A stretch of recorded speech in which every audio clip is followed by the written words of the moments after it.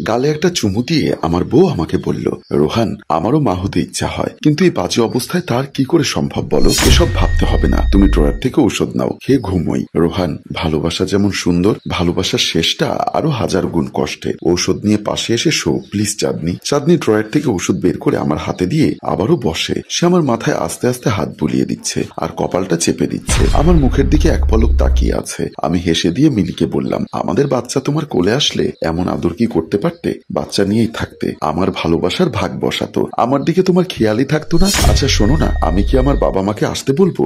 অনেকদিন হলো তাদের দেখি না। আরে না, এসবের কি দরকার, এভাবেই ভালো আছি। আমার এমন কথায় চাঁদনি হঠাৎ করে মন খারাপ করে সেখান থেকে চলে যায়। আমি অসুস্থ শরীর নিয়ে কোন রকম ওষুধটি খেয়ে বিছানা থেকে নেমে রুমের বের হলাম। চাঁদনি সোফায় বসে আছে মন মরা হয়ে। আমি কোন রকম ওর পাশে গিয়ে বসে ওর হাতটি ধরে বললাম, দেখো চাঁদনি, তুমি জানো আমরা ভালোবেসে বিয়ে করেছি, তো কি হয়েছে? এটার জন্য আজ 2 বছর বাবা মায়ের থেকে দূরে থাকলাম, শত কষ্ট হলেও শুধু তোমার জন্য রোহান। হ্যাঁ আমি জানি গো সব, আমিও তো আজ 2 বছর বাবা মাকে ছেড়ে তোমাকে নিয়েই ভাড়া বাসায় থাকছি। বাবা প্রচন্ড রাগী, তার চেয়ে বড় কথা হলো তার কাছে আগে সম্মান। আমরা বিয়ে করলে নাকি তাদের মান সম্মান নষ্ট হয়ে যাবে, সেই জন্য তাদের কাছ থেকে আমরা দুজন মানুষ অনেক দূরে এসে বিয়ে করেছি। এটা কি তোমার জন্য নয়? সবটা বুঝছি, কিন্তু পালিয়ে বিয়ে করার আগে তুমি ভালো একটা কোম্পানিতে চাকরি করতে, যার কারণে বেশি বেগ পেতে হয়নি। বিয়ে করে আলাদা বাসা নিয়ে দুজনে থাকছি, হয়তো বাবা মায়ের কাছ থেকে অনেক দূরে আছি, কিন্তু আমাদের দুজনের একে অপরের ভালোবাসা একটু কমেছে তুমি বলো? না, বরং অনেক বেড়েছে। এখন চলো ঘুমোবে। চাঁদনি আর কিছু না বলে আমাকে ধরে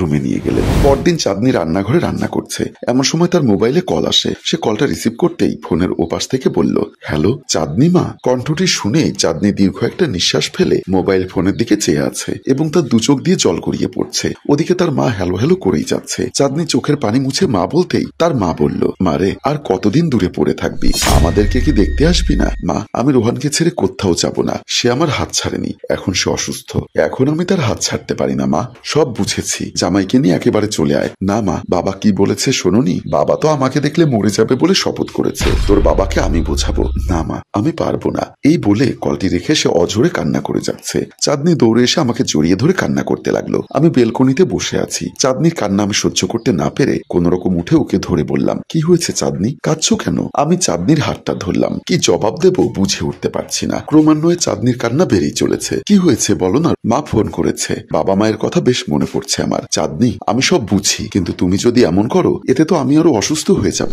যেখানে তুমি আমাকে সাহস দিবে সেখানে তুমি আমাকে ভেঙে দিচ্ছ, এটা কি ঠিক? রোহান, তুমি ছাড়া আমার কেউ নেই, সেখানে তোমার এই অবস্থায় আমি কিভাবে ঠিক থাকি বলো? আল্লাহর উপরে ভরসা রাখো আর আমার জন্য দোয়া করো, দেখবে একদিন ঠিকই স্বাভাবিক হয়ে উঠবো। হ্যাঁ রোহান, তাই যেন হয়, দেখবে তুমি মরণ ব্যাধি রোগ থেকে মুক্তি পাবে। চাঁদনি নামাজে বসে আমার জন্য দোয়া করছে। আমি বিছানার পাশ থেকে শুয়ে ওর দিকে তাকিয়ে আছি। ও মোনাজাতে বলছে, হে আল্লাহ, আপনি আমার রোহানকে সুস্থ করে দিন, আমাকে ওর জীবনের সারা জীবনের জন্য রেখে দিন, সুস্থ স্বাভাবিক হয়ে যেন হাসি মুখে থাকতে পারে সেরকমটা করে দিন। আমি এসব দেখে কান্না করছি, কিন্তু বিধাতা হয়তো তা চায় না, বিচ্ছেদ কপালে লিখে রেখেছে। হঠাৎ করে আমার কপাল ঘামতে শুরু করে, আমি বিছানায় ছটফট করছি। চাঁদনি তা খেয়াল করে তাড়াতাড়ি উঠে আমার পাশে আসে। কি হলো রোহান তোমার? চলো, তোমাকে হসপিটালে যেতে হবে বলে আমাকে সে কোন রকম তুলে বের করে। আমরা ডাক্তারের চেম্বারে বসা। ডাক্তার চেক আপ করা রিপোর্টটি দেখে বলল, আসলে আপনার স্বামীকে ভালো কোনো মেডিকেলে ভর্তি হতে হবে। ডাক্তার সাহেব, কি হয়েছে একটু বলুন না, রোহান সুস্থ হয়ে যাবে তো? আসলে ক্লিয়ারলি কিছুই বলতে পারছি না, তবে ব্যাপারটা গুরুতর, খুব তাড়াতাড়ি ভালো কোথাও নিয়ে যান, না হলে ওনার শারীরিক কন্ডিশন আরো খারাপ হবে। ঠিক আছে ডাক্তার সাহেব বলে আমরা উঠে বের হয়ে গেলাম। একটা ব্যাংকে আমরা কিছুটা টাকা জমিয়ে রেখেছিলাম ভবিষ্যতের চিন্তা করে, আমাদের সন্তানের কথা চিন্তা করে। কথায় আছে ভাগ্য কোন দিকে টার্ন করবে কেউই বলতে পারবে না। সব মিলিয়ে 2 লাখ টাকার মতো ম্যানেজ হয়েছে। চাঁদনি আমাকে ভালো একটা মেডিকেলে নিয়ে আসে। ডাক্তার এসে মনটা খারাপ করে বলল, কেমনে এত অবহেলা করলেন? ডাক্তার, কি হয়েছে রোহানের? ডাক্তার আমার দিকে চেয়ে আছে। আমি বুঝতে পারছি ডাক্তার আমাকে শোনাতে চাচ্ছেন না, তাই আমি বললাম, আমি জানি ডাক্তার, আমার বড় রোগ হয়েছে, আপনি আমার সামনে বলতে পারেন। আসলে আপনার লিভার ড্যামেজ হয়ে গেছে এবং শেষ স্টেজে গিয়ে পৌঁছেছে, এখান থেকে আর ব্যাক করার সময় নেই। চাঁদনি ডাক্তারের এমন কথায় বেশ কান্না করে। আমি তাকে সান্ত্বনা দিতে লাগলাম। বাড়িতে সোফায় দুজনে বসে আছি। চাঁদনি কান্না করতে করতে ফোনে আমার বাবা মাকে খবর দেওয়ার বৃথা চেষ্টা করছে, কিন্তু কল ঢুকছে না। তুমি এসব চেষ্টা এমনিতেই করছো চাঁদনি, যেখানে আমাদের কোনো মূল্য দেয়নি সেখানে এ সময় এসে কাউকে কিছু জানানোর প্রয়োজন মনে করছি না। আমার মতো সন্তান মরে গেলে তাদের কিছুই হবে না, প্লিজ তুমি এসব বন্ধ করো। আমার নিষেধ করায় চাঁদনি আর ফোন না দিয়ে আমাকে জড়িয়ে ধরে কান্না করছে। দেখো, তোমায় শক্ত হতে হবে, কারণ তোমার গর্ভে আমার সন্তান। আমার হাতে আর সময় নেই, অল্প সময় পৃথিবীতে আছি, যতটুকু সময় আছে ততটুকু সময় তোমাকে চাই, আর আমাদের অনাগত সন্তানের জন্য তোমায় শক্ত থাকতে হবে। তুমি এমন তোমাকে ছেড়ে কোথাও যাবে না। আমি সবসময় তোমার পাশে আছি রোহান,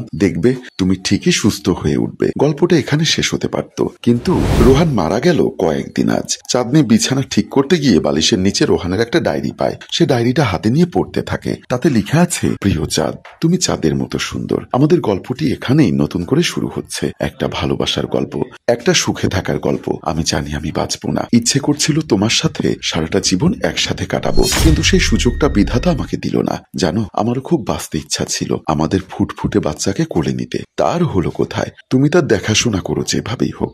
তুমি বাবা মায়ের কাছে চলে যেও। ডায়েরিটা পড়ে চাঁদনির চোখ দিয়ে বানের জলের মতো জল গড়িয়ে পড়ছে। মুহূর্তের মধ্যে ডায়েরিটা চাঁদনির হাত থেকে পড়ে যায়, আর সে হঠাৎ চটপট করে স্ট্রোক করে পড়ে যায়, আর চাঁদনি সেখানেই মারা যায়। সম্মানিত ভিউয়ার্স, সব ভালোবাসার শেষটা সুন্দর হয় না, কারো কারোর জন্য ভয়ঙ্কর বেদনারও হয়ে থাকে। তবে পরিবারের ভালোবাসাটা আসলে অনেক সুন্দর ছিল, যে ভালোবাসা সম্মানের কাছে ভিত্তিহীন। ভালোবাসা সুন্দর, ভয়ঙ্কর সুন্দর। এই ভালোবাসায় চাঁদনির রোহান হয়েই থেকে গেলাম। গল্পটির ভাবনায় ও পরিচালনায় হাশেম রাজু, চিত্রগ্রহণ রোহান ও মিজান, প্রযোজনায় মঞ্জুর মোর্শেদ মিউজিক প্লাস। গল্পটি দেখে কে কে কেঁদেছ তা কমেন্ট বক্সে জানিও কিন্তু, আর শেয়ার করে দিও। ধন্যবাদ।